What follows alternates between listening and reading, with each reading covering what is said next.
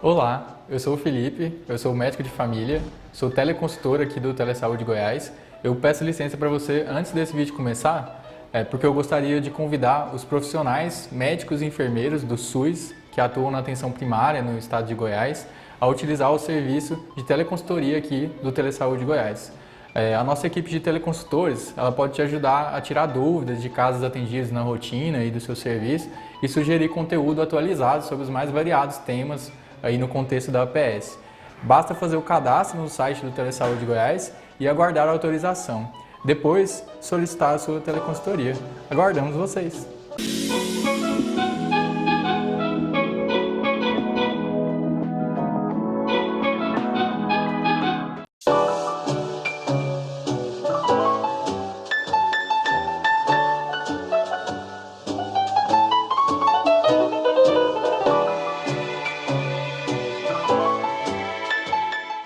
Saudações, professor Charles mais uma vez aqui. É um prazer discutir sobre esses assuntos tão importantes com vocês. Bom dia para quem nos vê agora ao vivo, boa tarde, boa noite para quem eventualmente está aqui nos vendo aí por outros canais. Pois bem, a proposta de hoje é a gente conversar um pouco, até atendendo aí esse momento histórico, né, falando um pouquinho sobre esses últimos meses, cuja temática sobre o câncer esteve mais em evidência. Essas propostas assim de marketing, né, de publicidade de algumas campanhas, elas são interessantes para dar maior visibilidade a determinadas demandas, a determinados problemas, como é o caso dessa patologia, mas essas demandas a gente sabe, tradicionalmente são demandas diárias na nossa vida aí, no nosso trabalho, no nosso laboro cotidiano. A proposta hoje, na verdade, nós faremos em 2 encontros aqui, é problematizar, refletir um pouco sobre os problemas dados, não só pela patologia, pelo câncer propriamente dito, mas com as questões ligadas ao tratamento, que nós sabemos que são tanto quanto, talvez um termo tanto quanto pesado por dizer, mas iatrogênicos, né? Quando o bem, a proposta positiva, acaba fazendo mal e machucando os nossos sujeitos. Então a proposta aqui é tecer alguns comentários sobre o olhar fisioterapêutico sobre o câncer, quais são as nossas contribuições, esse arcabouço teórico que nos permite aí lidar com esse sujeito nessa fase de extrema fragilidade. Tudo bem? Vamos lá falar então um pouco sobre essas questões. Como eu havia dito, nós dividiremos essa conversa em duas perspectivas, em 2 módulos. No segundo, a gente vai abordar de forma um pouco mais prática, pensando aí, então, nas atividades, nos exercícios, na forma estruturada de tratamento para esses problemas que a gente vai levantar agora nessa primeira conversa. Então, a proposta é refletir, problematizar um pouco o papel da fisioterapia ao longo desse contínuo do cuidado. E aí a gente já entende alguns conceitos basilares. Primeiro, a ideia de pensar nesse cuidado em todas as etapas que esse cuidado se desenvolve ao longo do tempo, pensando desde a prevenção até o cuidado paliativo, quando esse sujeito já está vislumbrando aí um cenário negativo de morte, e como é que a gente pode acalentar, suavizar esse sofrimento, essas várias etapas aí, tudo bem?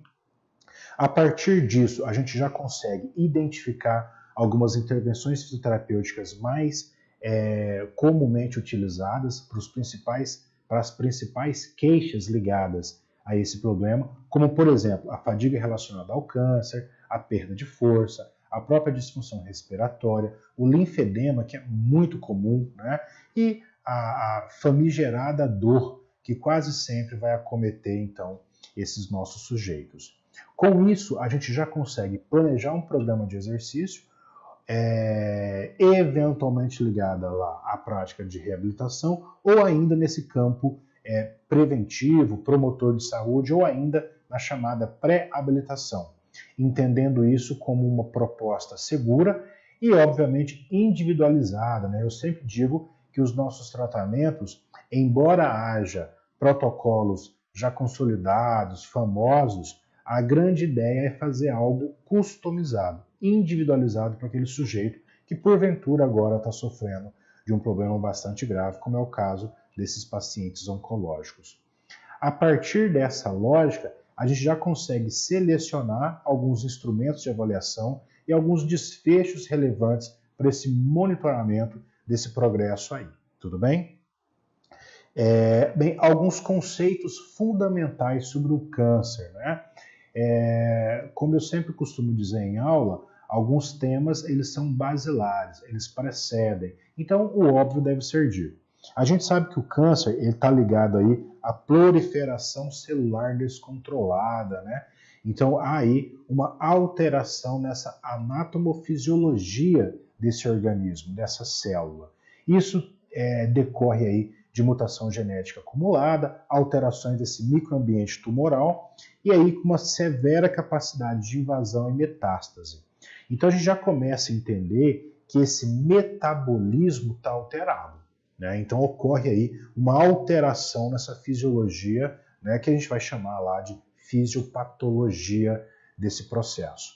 Esse metabolismo, você já atento ou atenta, já pensou assim, poxa vida, mas a fisioterapia altera esse meu metabolismo, que nesse caso aí já vai estar alterado. Há aí alguma contraindicação? Há algum problema? Sem dúvida há. Mas mais atento ainda, você acabou de lembrar que a vida, viver, interfere, impacta nesse metabolismo. Então, há de se pensar aí, colocar na boa e velha balança os prós e os contras dessas intervenções com vistas a melhorar esse estado funcional, essa capacidade, essa qualidade de vida desses sujeitos aí. Tudo bem? Pois bem, a fisioterapia, ela aparece nesse cenário em que contexto? E por que ela é essencial? Primeiro, a gente tem que pensar aí na mudança de paradigma, né? Até bem pouco tempo, a gente entendia a fisioterapia numa lógica mais ligada aí à reabilitação, ao processo da doença em si. Mas a gente tem que cada vez mais entender a necessidade desse pensamento integral, holístico, e pensar nesse contexto de forma plural. Ou seja, ao tratar esse sujeito, eu tenho que cuidar das suas várias perspectivas ligadas não só a essa doença, mas à vida desse sujeito como um todo. Ou seja, lembrar dessa relação física, funcional, essa potência de vida que esse sujeito tem, mas pensar também nas questões emocionais, psicológicas, cognitivas, sociais, culturais, históricas, né? Por que não dizer energéticas, enfim.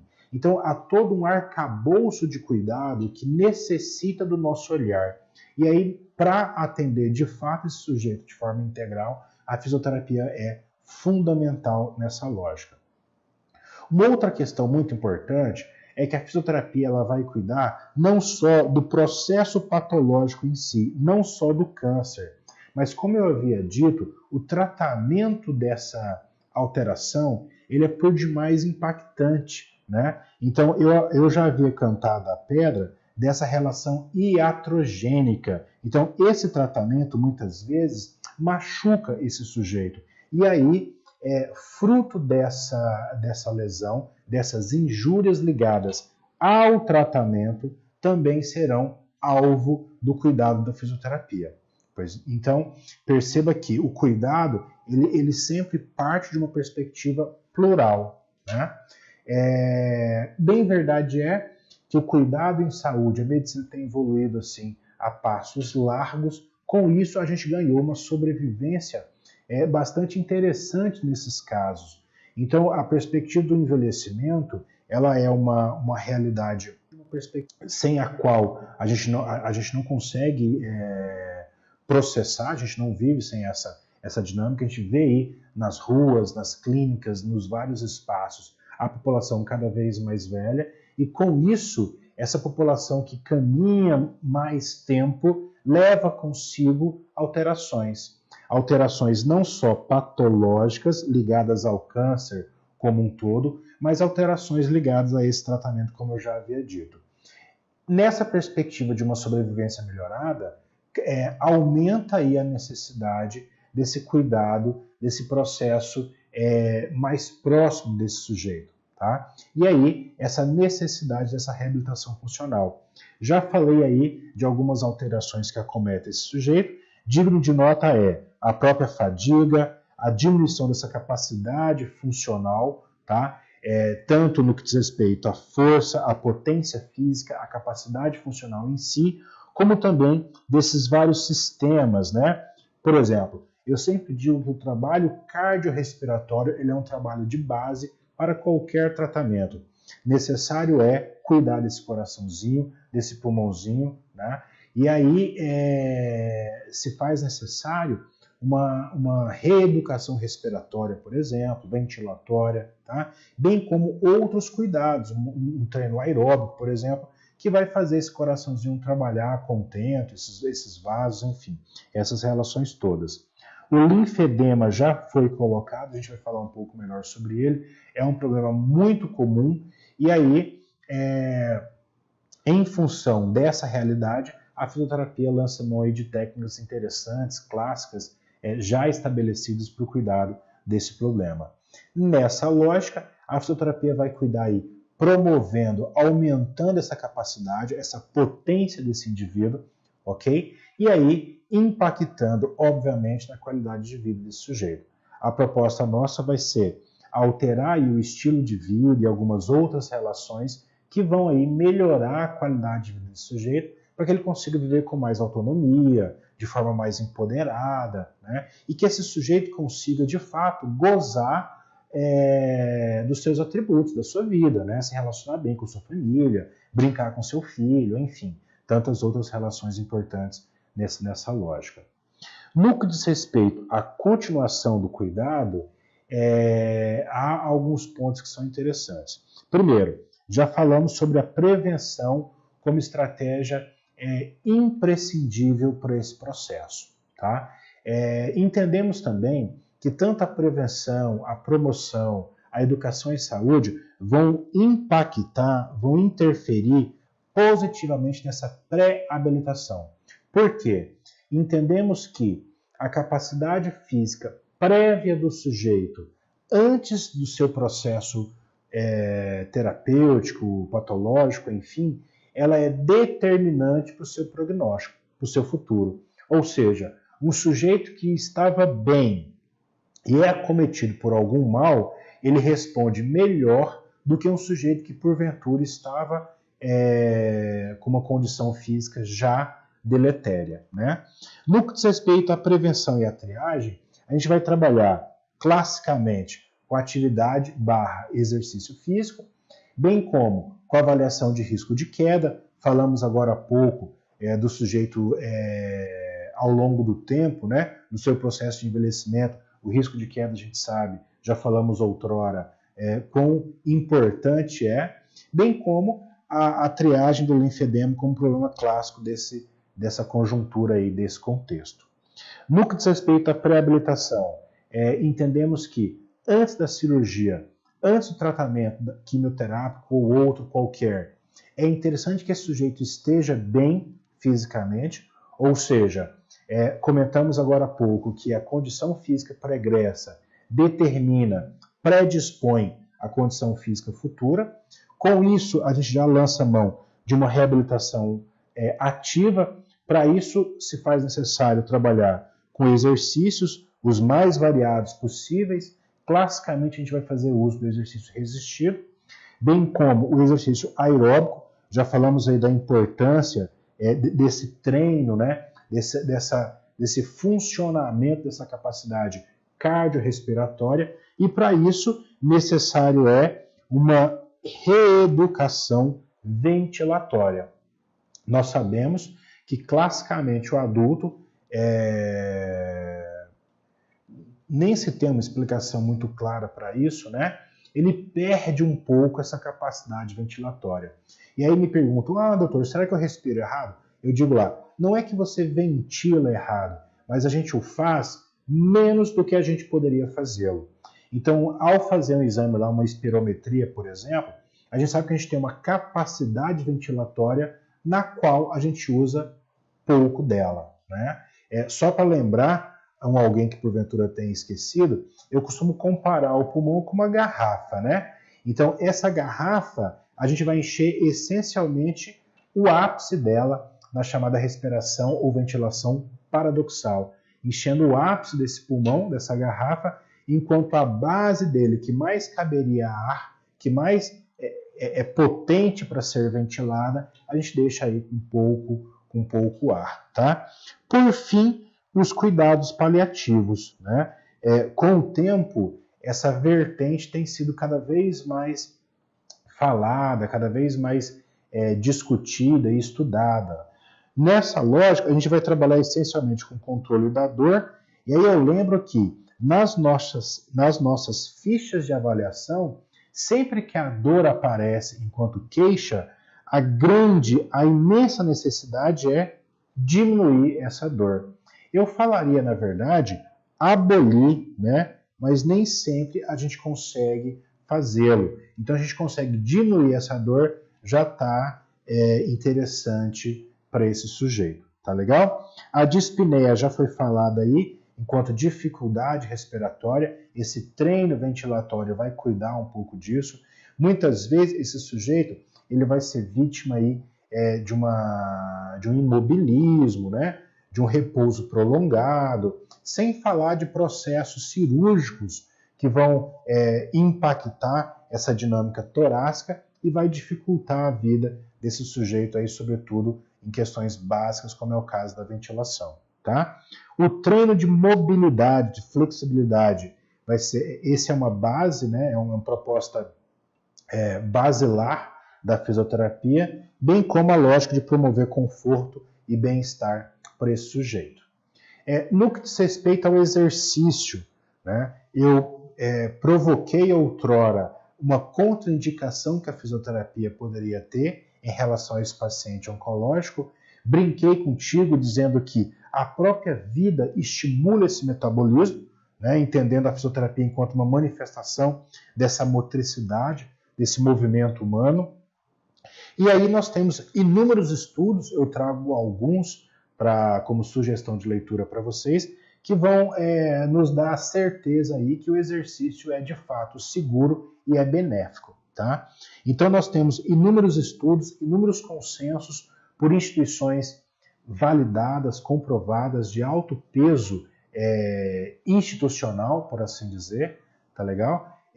Que vão aí nos comprovar, nos subsidiar que a atividade física, o exercício supervisionado, ou seja, indicado para aquela condição clínica, para aquele caso, ele vai, sem dúvida, melhorar a fadiga, que é um problema clássico nesse sujeito, nesse paciente oncológico, vai melhorar aí a aptidão física, vai melhorar a força e com isso vai melhorar a qualidade de vida desse sujeito aí que vivencia, que passa por todo esse processo terapêutico. Tá? Como eu já havia dito, inclusive, protocolos, eles devem ser individualizados. Eu brinco que a avaliação ela é mandatória, então a gente planeja, a gente tem lá o nosso exercício, a nossa prática terapêutica já estabelecida, mas essa avaliação que é mandatória, ela é diária. Então eu posso diariamente mudar essa prática terapêutica aí, dependendo do momento histórico desse meu sujeito, como é que ele está, essa condição do agora, né? Claro que esse tratamento ele vai ser validado, ele vai ser pactuado com toda a equipe de saúde, envolvendo aí a psicologia, a enfermagem, a educação física, obviamente a medicina, né? O colega oncologista, tá? E essa individualização vai depender, claro, desse tipo do câncer, do tratamento, da fase, tanto do processo patológico como do tratamento, bem como das infelizes e inúmeras comorbidades que fatalmente impactam esse sujeito. Tá? Essa pré-habilitação, o que fazer e por que fazer? A gente sabe, então, dessa reserva funcional. Eu, em aula, há muitos anos, eu brincava com os meus acadêmicos falando da chamada poupança funcional. E eu comparava a uma relação financeira mesmo, né? Se você lembra que no gráfico da vida nossa, a gente tem uma fase de ascensão e uma fase de declínio, né? Como é uma fase das várias civilizações, dos vários processos, enfim. Nessa lógica, inteligente é estabelecer uma reserva tão grande, tão suficiente, que quando eu for começar a perder, eu demore a sentir falta desses dados que eu acumulei, tá? Tanto financeiramente, por exemplo, como foi o caso lá, o exemplo da poupança, mas a gente está falando de uma reserva física, né? Estou falando de uma reserva óssea, de uma reserva muscular, de uma reserva ligada à minha capacidade funcional, à minha potência, à minha capacidade de operar a vida, organizar a vida, tá? Eu brinco que a motricidade, né, intervir, mexer, operar o mundo é essencial. Por mais que eu creia, a força mental, a gente ainda não tem muito respaldo quanto a isso, né? A telecinese, por exemplo, né? Mover algo pelo pensamento, eu ainda não vi ninguém fazê-lo. Então, se eu precisar beber uma água, por exemplo, me dê licença, inclusive, eu preciso ir lá, pegar a minha garrafa, entendeu? E para beber a minha água. Na verdade, eu preciso mais do que isso. Eu precisei trabalhar para comprar essa garrafa, né? Uma vez comprada essa garrafa, eu precisei ir lá na geladeira, ir lá no bebedor, colocar água, trazer para cá. Então eu percebo o tamanho do trabalho que eu tive para beber água. Logo, qual que é o grande lance aí, né? A motricidade ela é essencial. Então eu tenho que promover uma capacidade física interessante o suficiente para que nas fases posteriores da minha vida, ou do meu envelhecimento, ou pós-agente agressor, né, o agente estressor, no caso de uma cirurgia, de uma doença, de uma quimioterapia, eu consiga ter uma reserva suficiente para não ter prejuízos, pelo menos não a curto prazo. Tudo bem? No que diz respeito aos componentes desse trabalho, nós temos classicamente o exercício, as suas várias possibilidades. O exercício aeróbico ele vai agregar um valor extremo para esse trabalho, já que vai ter toda uma lógica cardiorrespiratória atrelada a isso. O treino de força, a gente vai falar um pouco sobre isso, talvez com melhor propriedade no nosso segundo encontro, mas a gente sabe que o envelhecimento normal, ele rima com uma sarcopenia, uma diminuição da massa muscular e com isso uma diminuição de força. Então, o que a gente fala? Se tudo ocorrer bem, eu vou perder força, ok? Se tudo ocorrer mal, eu vou perder muita força. Então, isso vai ser problemático para a minha vida, tá? Não podemos esquecer de toda uma relação atrelada a isso, como são as questões ligadas ao aspecto nutricional e ao aspecto cognitivo, emocional, né, psicológico como um todo. Então, lembrando que todo esse trabalho, ele deve ser, ou seja, ele é melhor assistido, ele é melhor feito quando quando composto por uma equipe de fato quiçá transdisciplinar, tá legal? Aqui eu não estou dizendo para você fazer uma dietoterapia, claro que não, isso é responsabilidade do nosso colega nutricionista, mas ele tem que estar aqui conosco, né? E você vai reforçar a importância desse cuidado, tudo bem? Bem, no que diz respeito aos benefícios observados, nós temos lá a redução das complicações pós-operatórias, o menor tempo de internação, isso é fantástico, né? Com o menor tempo esse sujeito fica ali no hospital, todos nós sabemos que melhor é para esse sujeito, bem como melhor é para o próprio sistema hospitalar, claro que não o privado, né, que vai querer eventualmente que ele fique lá um pouco mais tempo, mas enfim, brincadeira boba com isso. E como melhor benefício obviamente, melhorar a função desse sujeito, que ele funcione mais e melhor. Agora, entrando um pouco nos problemas clássicos que esse sujeito costuma apresentar nesse processo de tratamento oncológico, a fisioterapia oncológica. Tá? Classicamente, nós temos aí o linfedema. E aí, essa alteração nesse processo linfático, ele tem que ser cuidado aí com terapias descongestivas, a nossa boa e velha drenagem linfática, né? Bem como práticas de compressão, exercícios, autocuidado, né? Nós temos lá o exercício de bombeamento, por exemplo, enfim. E aí nós temos evidências clássicas que vão indicar benefícios aí, sobretudo quando isso é iniciado precocemente. Tá? No nosso segundo momento, a gente vai falar com maior propriedade dessas técnicas e como fazê-lo, né, um eventual protocolo para fazê-lo de forma bem competente. Tá? No que diz respeito à fadiga relacionada ao câncer, ele é o sintoma mais prevalente, muito, muito comum, é multidimensional, ou seja, há vários pontos que impactam essa fadiga, e aí, classicamente, o exercício é, de fato, o tratamento de maior evidência. Né?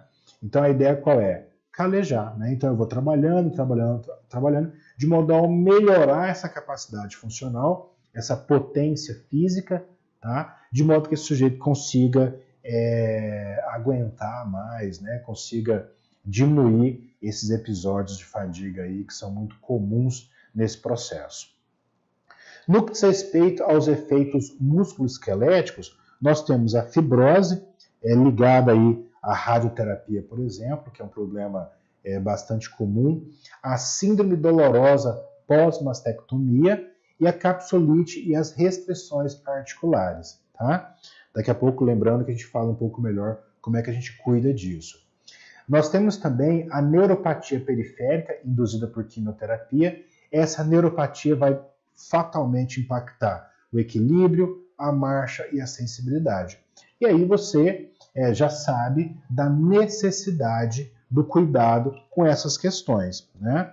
Então, falou nessa dinâmica neurológica, a gente vai lembrar de um impacto motor e de um impacto sensitivo.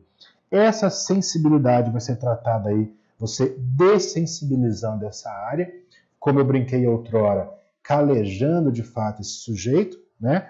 O treino de marcha é um clássico trabalho da fisioterapia, bem como os múltiplos trabalhos e relações ligadas à coordenação, à propriocepção, ao equilíbrio, enfim, ao treino como um todo. Né? Isso tudo vai estar lá no capítulo de treinamento sensório-motor, ligado aí aos múltiplos exercícios e práticas que a gente vai atuar dentro dessa lógica. Né? A avaliação, ela tem que considerar o tipo e o estágio do câncer. Lembra que cada tratamento ele é customizado, ele é individualizado, e isso vai ser determinante para o sucesso terapêutico. Eu tenho que pensar os múltiplos tratamentos em curso, então muitas vezes esse sujeito lança mão de inúmeras práticas de cuidado, né? Algumas mais validadas, outras menos, a gente tem que estar atento a tudo que está acontecendo. Sempre atentar ao hemograma, aos sinais clínicos, né? Lembra que eu falei que a avaliação ela é mandatória e ela é diária? Então aquela pergunta clássica, e aí, senhor, né, fulano qualquer, senhor João, como é que o senhor está? Como é que passou do nosso último encontro para hoje, né? Então ele já vai dar um aceno e aí você pode, a partir dessa resposta desse sujeito, trabalhar de forma mais ascendente nesse tratamento ou eventualmente segurar um pouquinho a onda, né, e fazer um cuidado mais suave, por assim dizer. Bem, pensar nas lesões ósseas, nesse risco de fratura, por exemplo, as red flags, as bandeiras vermelhas, os sinais de alerta. Né? Então, ao tratar, você perceber aí um pré-desmaio, né? Enfim, inúmeras bandeiras vermelhas, inúmeros sinais de alerta que a gente tem que estar atento para parar de fato esse tratamento, né? Ou mudar o curso dessa proposta terapêutica aí para fazer bem de fato a esse sujeito. Lembrando, como eu havia dito também, que muitas vezes esses processos de cuidado, esses processos terapêuticos, eles muitas vezes podem trazer campos iatrogênicos, ou seja, podem fazer mal. Então, muitas vezes, o bem, querendo o bem, acaba fazendo mal. E aí a gente tem que estar sempre atento a isso, tá? E aí, obviamente, pensar então nas preferências do sujeito, né? Nesses objetivos desse tratamento como um todo, tá? No que diz respeito à segurança do exercício no manuseio, alguns pontos-chave são interessantes, alguns desses, inclusive, estão lá no capítulo das Red Flags, das bandeiras vermelhas. Primeiro, monitorar sempre essas plaquetas, a hemoglobina, os neutrófilos, evitar áreas irradiadas enquanto houver lesões cutâneas ativas, adaptar a intensidade conforme a tolerância, atenção a catéteres, drenos, estomas, fazer sempre um trabalho integrado com a equipe médica e não só, né, um trabalho integrado com toda a equipe de cuidado, tá? O colega oncologista vai ser talvez o dos mais, se não o mais importante, evidentemente, né, até para que ele nos sinalize aí, de fato, como é que está esse caminho, quais são as perspectivas de cuidado que talvez a gente não entenda, tá? Bem, o exercício, como eu havia dito, ele é seguro, desde que bem prescrito e monitorado, tá? Então, não tenham medo do cuidado. Bem, a gente já chega no final desse primeiro movimento, desse primeiro encontro, e a gente consegue já resumir essa conversa toda, tá?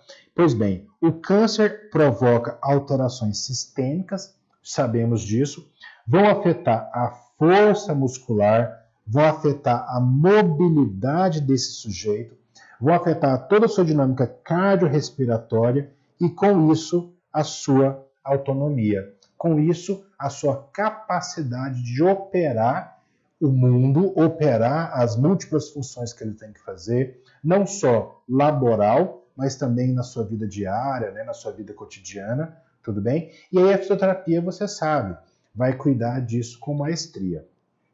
A fisioterapia oncológica atua em todas as fases do cuidado, então lembrar lá, desde a prevenção, promoção, educação em saúde, passando pela perspectiva de cuidado, pela perspectiva de pré-habilitação, pela perspectiva de tratamento, de reabilitação e pensando nessa pós-reabilitação, inclusive levando em consideração os cuidados paliativos, tá?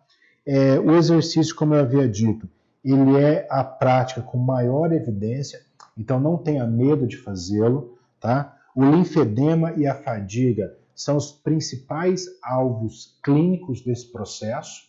É muito comum esse cuidado. Então, talvez lá nos seus objetivos terapêuticos, na sua ficha de avaliação, esses problemas estarão ali encabeçando ali as principais estratégias de cuidado. Falamos da pré-habilitação, isso vai melhorar os resultados, o prognóstico, né, o cenário futuro desse sujeito. A segurança e a interdisciplinaridade são pilares essenciais para esse cuidado. E aí, obviamente, você entende que a funcionalidade é o nosso objetivo principal, ligados ainda à qualidade de vida e à autonomia, ao empoderamento desse sujeito, né, para fazer com que ele consiga, de fato, participar, atuar na vida como ele deve fazê-lo. Tudo bem? Eu agradeço por hora, estou aberto aí a perguntas, a alguns questionamentos. A gente volta num outro momento para conversar ainda sobre as práticas de cuidado. Então vamos pensar nisso tudo que a gente conversou agora e vamos pensar quais são as estratégias terapêuticas mais interessantes, mais validadas para esse cuidado. Tudo bem? Um abraço fraterno, saúde e paz a todos. Estou aberto aí às questões tanto presencialmente, tanto agora, como nas nossas bases aqui da telemedicina, da telefisioterapia. Tudo bem? Um abraço.